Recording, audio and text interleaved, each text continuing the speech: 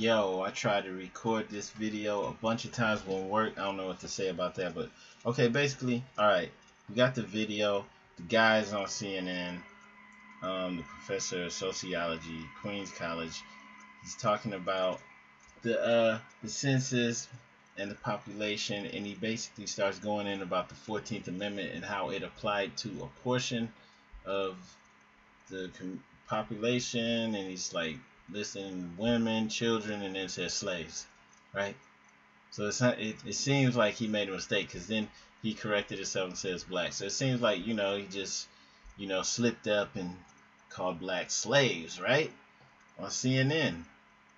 And okay, there was another thing that happened just a few years back where this Alabama senator, right, was recorded in a secret conversation where he's like trying to do some kind of backdoor deal with somebody, and it's the FBI thing, and they get him on record, like recorded, calling the African American community there Aborigines, right? And like a lot of people don't know this, but um, like back in the days, well, not just back in the days, a lot of times what local governments will do when they want to get casinos, they'll just get like some tribe, like they'll make up a tribe. Or they'll get a tribe that they pretty much disbanded and already, that aren't even active anymore. And they'll just put a bunch of Europeans in there. And so that's the way they can trade money to each other. They have them be on the tribal council, get on the casino rights. And so this guy was just like, doing some backdoor deal type of thing that he's not supposed to be doing.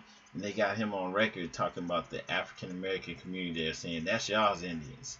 They Aborigines, but they not Indians, right? And so, they say the African American community was upset about that, which makes no sense to me. They're gonna say, "Oh, that was racist," but in reality, he wasn't supposed to be talking like that on record. Okay, what I'm trying to tell you is this wasn't a slip up, calling you slaves. This is what they call you behind closed doors. Those in the know. Okay, I'm not saying everybody, but those in the know, they call you slaves because they know that being black has no status. You know, it's not even about racism or any of that at this point. You know, you going up under these statuses that they created for you, they created for less than human people. That's what you are. You're less than human. Um, these people know that you're the Aborigines, that you're the originals of this land. And these are things they talk about behind closed doors. People that are senators, people that are in positions of power and they're leaders and they can make moves and make laws, right?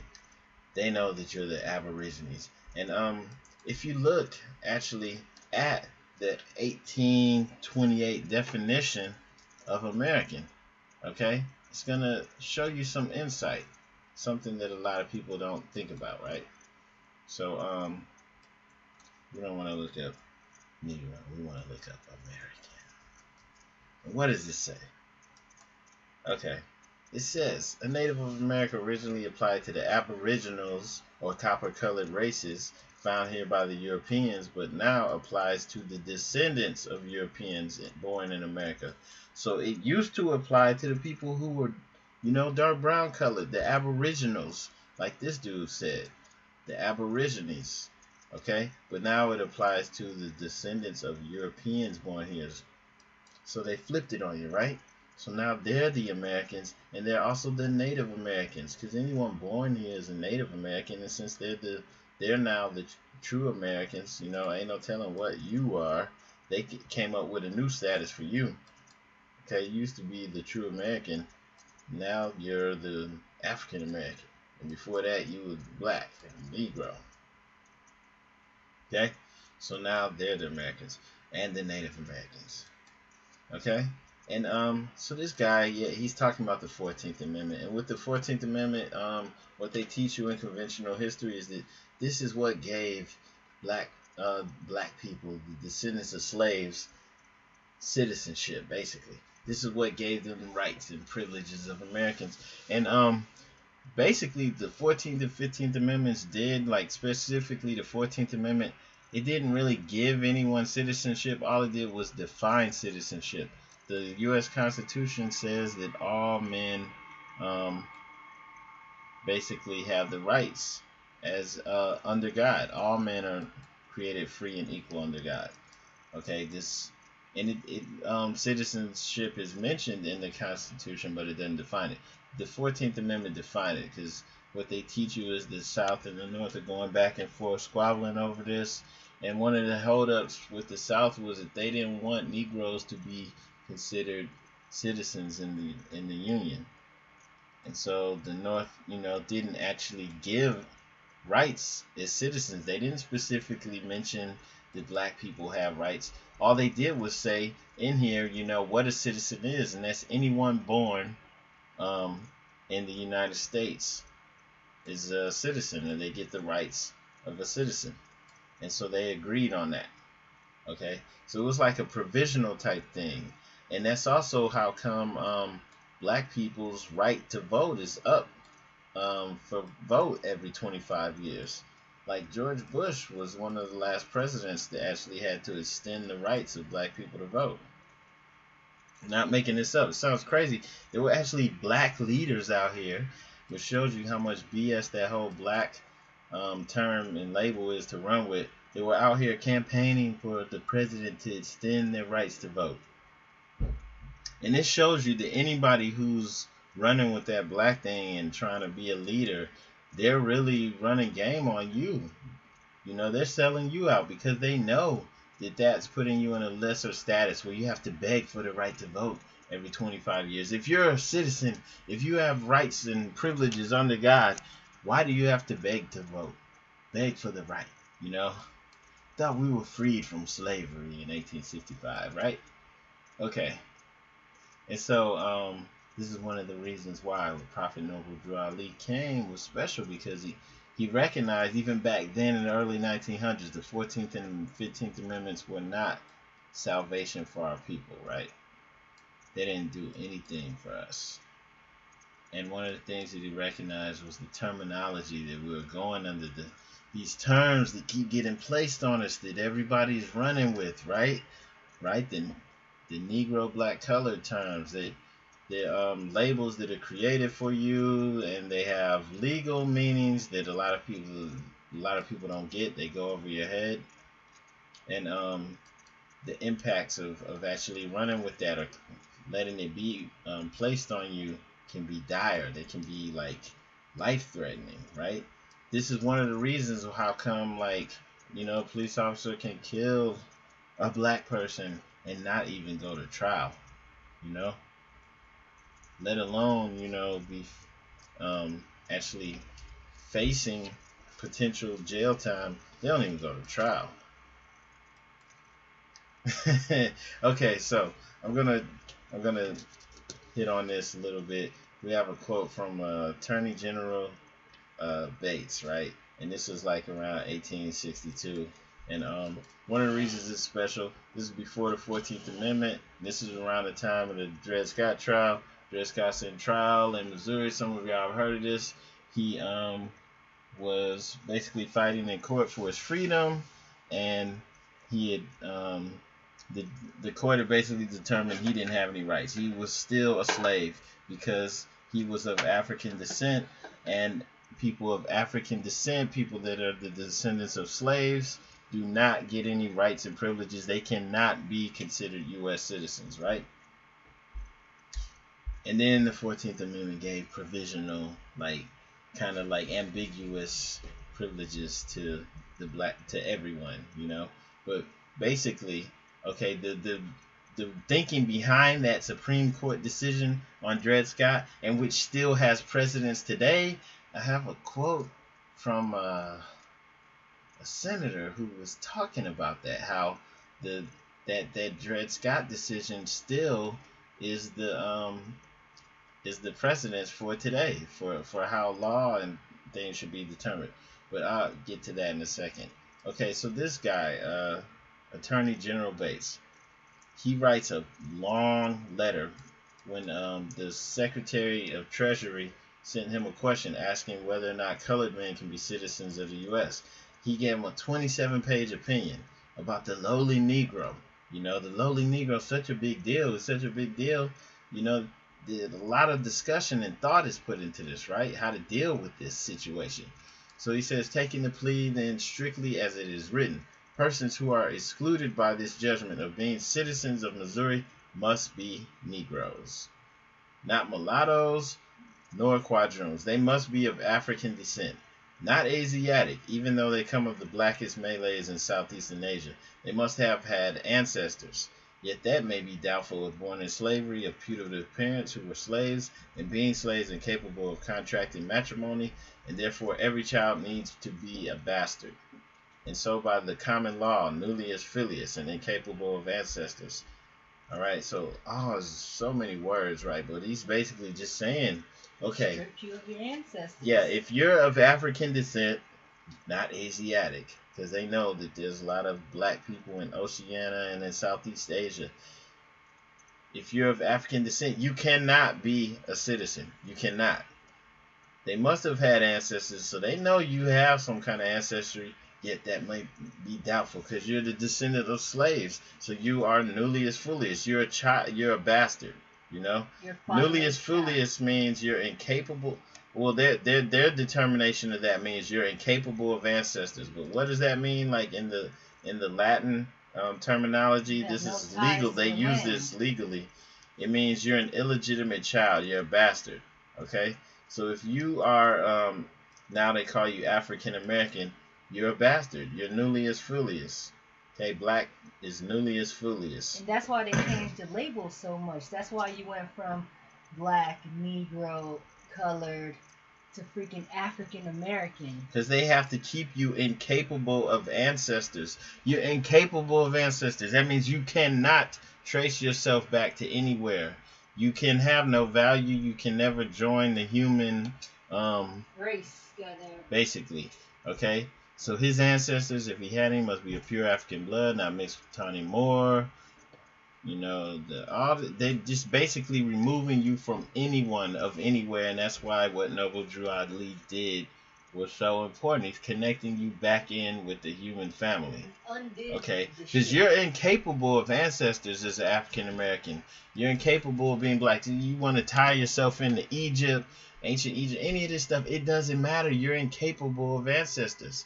Okay, the law, okay, and the Bible, are used to bind you. Like a lot of people, it doesn't matter if you're religious or not. It doesn't matter how you interpret it. Like holy texts like the Bible, the Quran, all these things are used to determine the law.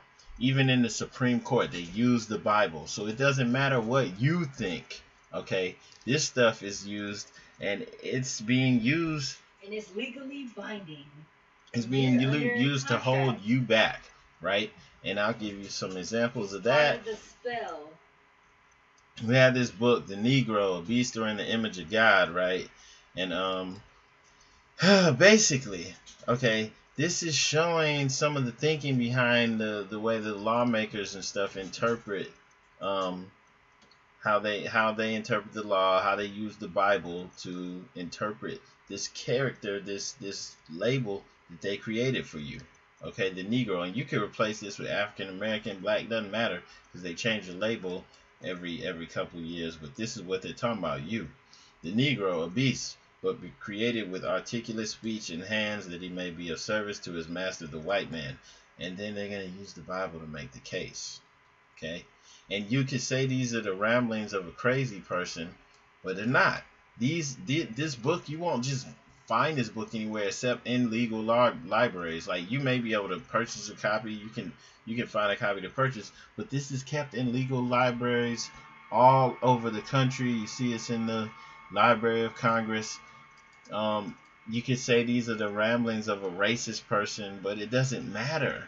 These racist people, if you want to say they're racist, are the ones making the laws, and these are the ones that created this label for you, and then they're making the case of why this thing is just a beast. Why would you want to go under that label? Why would you fight for that label? And it's not even yours. It was created for you. Okay? So they created this label, and they used the Bible and the law to bolster this claim. And that's why they'll say, hey, all men are created equal under God. You're not a man. You're a Negro. the formation of the Negro and other beasts. Okay, chapter 4. Convincing biblical and scientific evidence that the Negro is not of the human family. You could say these are racist people, but you that's like sticking your head in the sand. These are people that are creating laws. These are the state attorney general. Okay, and that's why he writes the passionate 27-page letter, about why the African descendant is a bastard, is basically cut off from humanity. It is incapable of ancestors. This is the thinking behind that.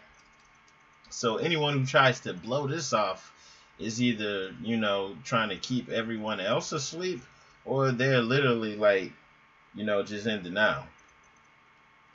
Chapter 10, the Bible and divine revelation, as well as reason, all teach that the Negro is not human. Okay, so anyone who's like a lawyer or a judge or anything like that, and they're trying to act like this stuff is nothing, oh, don't worry about this, these are just the ramblings of a racist person, they have to be like sworn to secrecy, because there's no way you can know the law and then act like this means nothing. Look at this with the white Adam and Eve. You got this Negro beast in the background. Morning of the creation of man. Where does the line of kinship between God and Adam and Eve connect with the Negro? So this stuff is not a joke, and it's all this is just making the case as to why the Negro is supposed to be subjugated and held down. And this is making the case why, you cannot possibly try a police officer for murder when they kill a beast. You can't. That's a Negro. They're not even possible of having ancestors. They're Nullius Filius. They're bastards and they're beasts. Why would you send a police officer to prison for killing a beast? That's ridiculous. And that's why they don't even go to trial. Okay?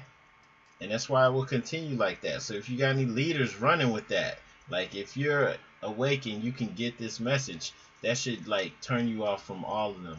We don't want anything to do with that. You're either gonna get right and get with us, or we're not messing with you. Because you're not woke if you ain't up on the moresanamerica.com's information. There's no way you're woke if you don't know this stuff. You can't teach your children this. You can't teach, people who claims to be awoke or conscious this. You're not woke. And like I was saying earlier, everything's hidden right in front of you. I mean, it's not all secret. If you look at the Shriners, you see them rocking the fez. If you go to the Grand Lodge in Washington D.C., they have a Freemason museum in there where they have presidents and heads of states wearing the fez, and they have the L and the Bay on it. They got our names on it. And I mean, like, this stuff is just hidden right in your face. When you see stuff like this, the first question you should ask is, why do these groups of people exist? Why are they so necessary? Why was, the secrets, the secret societies and all the information that they had so secret? Yeah. But now that we're in the information age, it's coming out, and it's time it needs to come out. Why do they have, like, on the dollar, the pyramid with the floating eye, the eye of Horus? Why is that there? Why was that same pyramid found here in Ecuador? Okay, why was it found on a 1,000-year-old stone that that glows under a black light, and that they have okay, so it's a 1,000-year-old stone that looks exactly like the dollar on the pyramid, glows in the dark. And there's artifacts like that found all over the Americas, And so this isn't crazy. This isn't crazy talk. Like, this should make you wake up. How could this be here? And then later on, the Europeans come and they're starting to use these symbols and stuff like this. They know who you are. And then we were already over here and had an ancient language, that's been found, this script's been found all over the world. And so, like, anyone who's still fighting against this, whether or not we're the Moors, this message isn't for you, because like you're not ready. This message is for the Moors, specifically Moorish Americans, because there's nothing really we can do to get to you if this doesn't resonate with you, because you're under a spell. And like a girl was saying earlier, we had to record this a bunch of times. Spelling is casting spells, okay? It's real. And like I'm gonna show you something, show you how these ties bind. Look at this video too. It's on the Moors of America YouTube. But there's another video on here too. Check this one out. This is real good. Um, in that movie Aquila and the Bee, they show you just like how subconsciously how they use things to tie you. Like in the beginning of the movie, okay, you see the words on the list. The last words are indigenous and then brunius. And then if you look that up, because you know what indigenous means, brunius means dark brown, like copper colored, right? Then later on, they have that same type of scene where she's writing the words out and it's got brunius, but it's flipped. Over that it says nociceptor. So at first it was indigenous brown people, then it's nociceptor brunius, and if you look up nociceptor, you see that means receiving pain. Okay, so that's telling you that the brown and dark people are now receiving pain. So like this is like letting you know that yeah, you went from being indigenous, but now you're up under this status where you're just a beast. You are just here to work. You're just here to receive pain, and forever be in this perpetual situation. You can't get out of it until you snap out of the spell. And the gates are open. The collider, all that. The stargates, everything is open. So that's why we're getting this information, and that's why those of us who's in the fifth dimension awareness is waking up, and we can come out of the spell. Okay, so the remedies are here, and it's just for the people who's awake. I mean, we're tied back into humanity. We know who we are, and all we have to do is start acting in our capacity now. Now we can vote. Now we can do all these things that were not, helping us out before. Stop being Nullius Filius. Stop. Just stop. It doesn't benefit you. It never will. And why would you want to go under the status of the people, I don't care who they are, that are interpreting, what to do with you like this, coming up with new names for you. They're going to come up with another name because African American came out in the 80s, and they don't keep labels on you that long. They have to keep changing it. They have to keep getting you further and further away, because the whole thing is, hey, Nullius Filius, you're incapable of having ancestors. They don't want you to be Moorish American, because as soon as you're that, then the fact that they're wearing the fez and all this stuff, rocking your stuff, doing you, the jig is up. How'd you go from being Filius to Deus? To nothing. To bastards. So now, it's time to wake up. It's time to do something about it. Go to moorsinamerica.com, share that with everybody you know, and I'm out on that note.